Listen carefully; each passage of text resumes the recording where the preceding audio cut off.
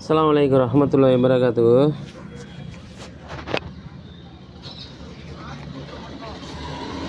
இந்த பாடம் பாருங்கள், பாரதிதாசன் யூனிவர்சிட்டியில் பிஏ தமிழ் தேர்ட் இயரு. இதில் வந்து சிலப்பதிகாரத்துலேருந்து ஒரு பாடப்பகுதி எடுத்திருக்காங்க. அதாவது வந்து காடுகான் கதை அப்படின்னு சொல்லிட்டு ஒரு பாடப்பகுதி எடுத்திருக்காங்க. காடுகான் காதை இதான் காடுகான் காதை இந்த பாடப்பகுதி எடுத்திருக்காங்க. இந்த பாடப்பகுதி பார்த்திங்கன்னா, இந்த பகுதி பூராவுமே வந்து பார்த்திங்கன்னா, இதோட உள்ளம்சம் பார்த்துக்கிட்டிங்கன்னா சிம்பிளான உள்ளம்சங்க. சிம்பிளான உள்ளம்சம், வேறு ஒன்றும் இல்லை. கேரளாவிலேருந்து ஒருத்தர் வராருங்க. அன்றைய மேற்கு மலை பகுதி மாங்காடுன்னு சொல்லிட்டு அன்றைக்கி இருந்த பேர்.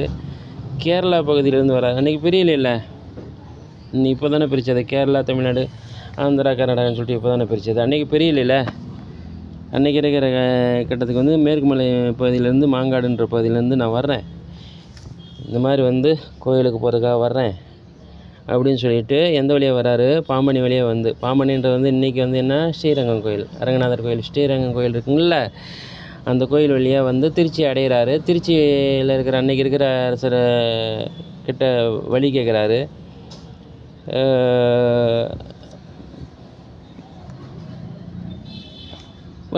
அவர் வழி சொல்கிறாங்க. 3 வழியை சொல்கிறாங்க. இன்றைக்கி இருக்கிற 3 வழி தான் சொல்கிறாங்க. வேறு ஒன்றும் புதுசாக வழி இல்லை. அந்த வழி தான் இன்றைக்கி சாலை அமைச்சு போட்டிருக்காங்க.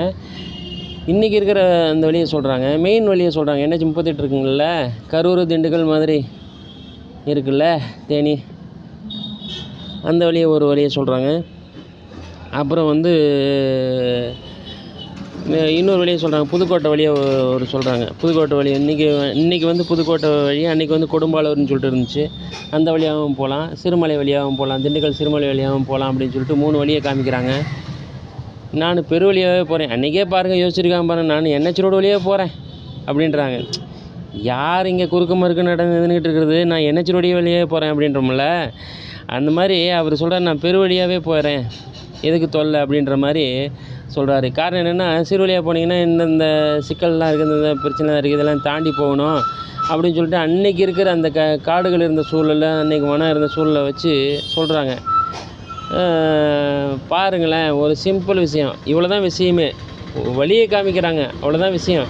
அந்த விஷயத்துக்கு ஒரு பாடப்பகுதி அந்தளவுக்கு உருவாக்கியிருக்காங்கன்னா, இதெல்லாம் எவ்வளோ பெரிய விஷயம் பார்த்தீங்களா? காடுகான் கதையில் வந்து ஒரு